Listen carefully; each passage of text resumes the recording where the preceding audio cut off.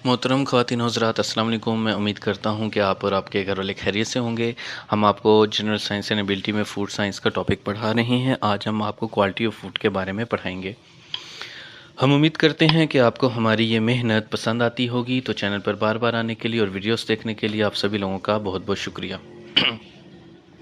जो फूड की क्वालिटी होती है उसके कुछ क्राइटेरिया होते हैं, मतलब कि उसकी अपीयरेंस कैसी है, उसका साइज़ कैसा है, शेप कैसी है, कलर कैसा है। यहाँ पर जो इंग्लिश फॉलो हो रही है वो अमेरिकन हो रही है, इसलिए कलर की स्पेलिंग आपको COLOR नज़र आ रहे हैं और उसने यू को हटा दिया है। तो आपने जो इंग्लिश फॉलो करनी है वो ब्रिटिश इंग्लिश फॉलो करनी है। जैसे फ्लेवर के भी उसने स्पेलिंग अमेरिकन में लिखे हुए हैं और ये जो स्पेलिंग है ये अमेरिकन में ही लिखे हुए हैं, लेकिन जो आपको स्कूल में स्पेलिंग सिखाए जाते हैं आपने उसी को ही फॉलो करना है। तो जो अपीयरेंस है उसका जो साइज़ है वो देखा जाता है, उसकी शेप देखी जाती है, उसका कलर देखा जाता है, मतलब अपनी सेंसेस को इस्तेमाल किया जाता है। उसका फ्लेवर देखा जाता है कि उसका जायका कैसा है, उसका अरोमा यानी उसकी खुशबू देखी जाती है, उसका टेक्सचर देखा जाता है कि उसकी शेप कैसी है, उसकी विस्कोसिटी देखी जाती है कि वो गाढ़ा कितना है, उसकी शेल्फ लाइफ स्टेबिलिटी देखी जाती है कि वो कितने अरसे तक प्रिजर्व हो सकता है, उसको इतना अरसा इस्तेमाल किया जा सकता है। Fitness for the use as human देखा जा सकता है कि जो इंसानी जिस्म है उसके लिए वो अच्छा है या नहीं है। उसके अंदर ये देखा जाता है कि उसके अंदर कोई मिलावट है या नहीं है। उसकी पैकेजिंग देखी जाती है, लेबलिंग देखी जाती है, ये सारा कुछ फूड क्वालिटी के अंदर आ जाता है। हम अपनी तरफ से एक स्टैंडर्ड बना लेते हैं कि इसके अंदर कम से कम इतने न्यूट्रिएंट्स या मिनरल्स होने चाहिए, सॉरी आप इसको यूँ कंसिडर कर सकते हैं कि हम एक स्टैंडर्ड बना लेते हैं और हम उस हिसाब से आइडिया लगा लेते हैं कि इसके अंदर मुख्तलिफ़ चीज़ें किस हद तक होनी चाहिए।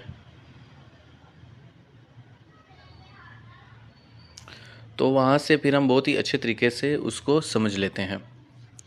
अब मैं आपको बताता हूँ कि एक स्टैंडर्ड बन गया कि इसके अंदर मुख्तलिफ़ टाइप की चीज़ें पाई जाती हैं जिनकी मिनिमम अमाउंट इतनी होनी चाहिए, मैक्सिमम अमाउंट इतनी होनी चाहिए। अगर वो अमाउंट उन दोनों के दरमियान लाए ना करती हो तो वो फूड क्वालिटी के क्राइटेरिया पर पूरा नहीं उतरता। तो जो हमने स्टैंडर्ड बनाए हैं, जब कोई चीज़ उसके ऊपर पूरा उतरती है तो हम कहते हैं क्वालिटी चेक है, वरना नहीं है। इसी को ही कहते हैं कि फ़ूड की क्वालिटी को चेक करना, जिसमें हम जो मुख्तलिफ़ किस्म के फ़ूड प्रोडक्ट्स हैं उनकी क्वालिटी को हम देख लेते हैं। इसके अलावा हम उनका वेट भी देखते हैं, वॉल्यूम भी देखते हैं और हम इन सारी चीज़ों को मद्देनज़र रखते हुए स्टैंडर्ड्स बनाते हैं। मिसाल के तौर पर एक अगर फल है उसका साइज़ इतना है तो उसके ये स्टैंडर्ड होंगे, इतने साइज़ में है तो ये स्टैंडर्ड होंगे। तो हम साइज़ का भी स्टैंडर्ड बना लेते हैं कि इतने से इतने साइज़ तक के ये स्टैंडर्ड हैं, अगर इससे बड़ा साइज़ है और इस हद तक है तो उसके ये स्टैंडर्ड्स हैं। तो हमने साइज़ के भी स्टैंडर्ड बना लिए और इस हिसाब से भी हमने चीज़ों को स्टैंडर्डाइज़ कर लिया।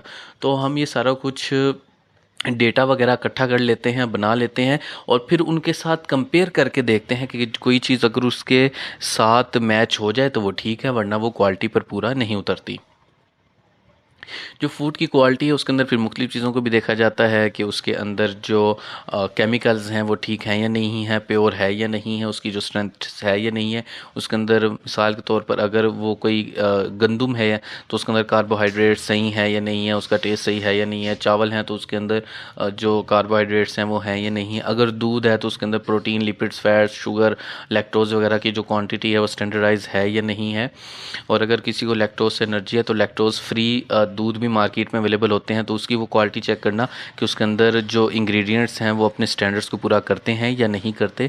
ये सारा कुछ फूड साइंस के अंदर आ जाता है। फिर आप उसकी साइट को देखते हैं, टच को देखते हैं, स्मेल को देखते हैं, टेस्ट को देखते हैं और जो हिडन मामलाज होते हैं उनको भी देखते हैं। साइट में क्या आ जाता है अपीयरेंस आ जाती है कि वो दिखता कैसा है, कलर आ जाता है, उसका ग्लो आ जाता है, विस्कोसिटी, गाढ़ापन आ जाता है, साइज एंड शेप आ जाते हैं। टेक्स्ट के अंदर वही हैंड, फिंगर, स्किन फील करके आप माउथ फील करके भी देख सकते हैं। स्मेल एंड टेस्ट भी आप कर सकते हैं, उससे आपको उसके फ्लेवर्स पता चल जाते हैं। हिडन में आता है वो चीज़ें जो आप अपनी सेंसेस से नहीं देख सकते।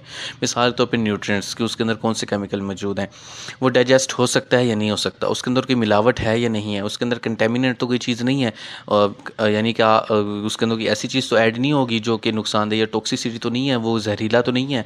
तो ये चार चीज़ें हैं जो देखी जाती हैं: sight, touch, smell and taste and hidden chemicals वगैरह। फिर जो प्रिंसिपल ऑफ फूड प्रिजर्वेशन है उसके अंदर सबसे पहले आप शेल्फ लाइफ देखते हैं, फूड सेफ्टी देखते हैं और फूड क्वालिटी देखते हैं। शेल्फ लाइफ के अंदर आप देखते हैं food processing, food packaging and food storage, जिसके अंदर आपने चीज़ों को स्टैंडर्डाइज किया होता है और उसी में आप देख लेते हैं कि इन केमिकल्स की मदद से हम फूड को प्रिजर्व कर सकते हैं जो इंसानी जिस्म के ऊपर गंदे असरात नहीं रखेंगे।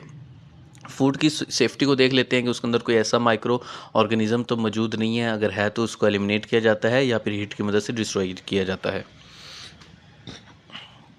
फूड की क्वालिटी के अंदर उसका टेक्सचर, न्यूट्रिएंट्स वैल्यू, ऑर्डर और फ्लेवर्स देखे जाते हैं। वही 4 बातें जो हम आपको पहले बता चुके हैं।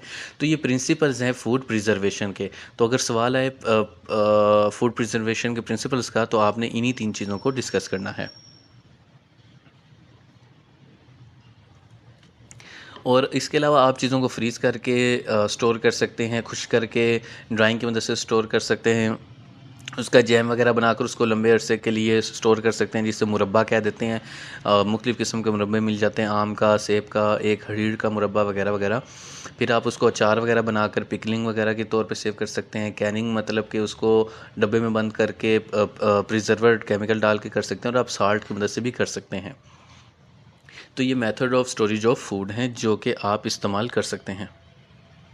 फिर जो टेक्निक होती है फूड प्रिजर्वेशन की, उसमें आपके पास थर्मल है, कोल्ड प्रोसेस है, कंट्रोलिंग वाटर है और केमिकल्स हैं। थर्मल में आप क्या करते हैं, आप पेस्चराइजेशन करते हैं, जैसे हम दूध के साथ करते हैं।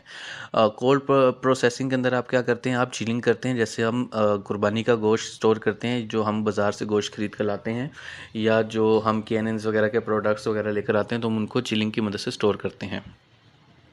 और जो दूध होता है उसको हम उबाल कर थर्मल प्रोसेस की मदद से, पेस्चराइजेशन के प्रोसेस से 1 दिन या 2 दिन के लिए स्टोर कर लेते हैं। फिर आपके पास कंट्रोलिंग वाटर होता है, तो वाटर अगर हम उसमें से निकाल देते हैं, डिहाइड्रेशन कर लेते हैं, ड्राई कर लेते हैं, तब भी वो एक लंबे अरसे तक चल जाता है, क्योंकि बहुत सारे बैक्टीरिया वायरस से वो बच जाता है। फिर आप केमिकल्स डालकर भी उनको प्रिजर्व कर सकते हैं। मुख्तलिफ प्रिजर्व केमिकल्स मार्केट में अवेलेबल होते हैं, जिनको ये जो प्रोडक्ट्स हैं, बड़े बड़े जो कोरमे के प्रोडक्ट्स हैं, और जो आपके पास नेस्ले है, ओपल्स है, और इसके अलावा मुख्तलिफ प्रोडक्ट्स इस तरह की कंपनीज़ हैं जो कि फूड से रिलेटेड होती हैं और पैकिंग वाले फूड से रिलेटेड होती हैं, वो इस तरह की चीज़ें इस्तेमाल करती हैं।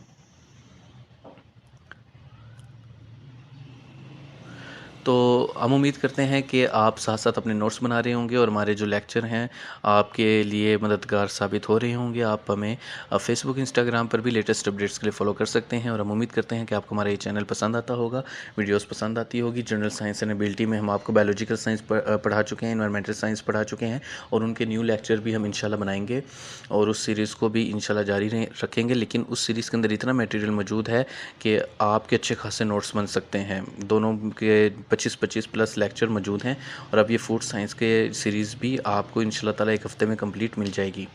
और हम उम्मीद करते हैं कि आपको हमारी मेहनत पसंद आती होगी। चैनल पर बार बार आने के लिए, वीडियोस देखने के लिए आप सभी लोगों का बहुत बहुत शुक्रिया। अल्लाह हाफ़िज़।